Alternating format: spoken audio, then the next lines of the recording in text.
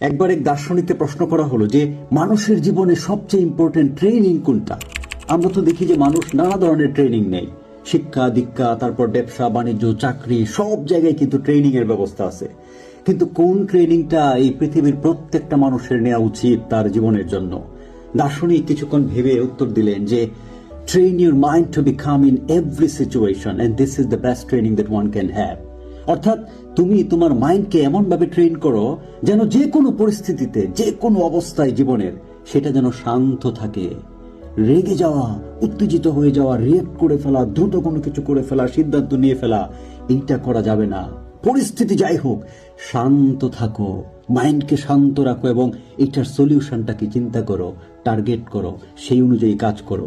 দেখবে যে কোনো পরিস্থিতি তুমি যদি মাইন্ড শান্ত রাখতে পারো, অটোমেটিক সেইটার একটা সলিউশন তোমার মাথায় আসবে, কারণ এই ক্যাপাবিলিটি হিউম্যান ব্রেইনের আছে, মানুষের আছে।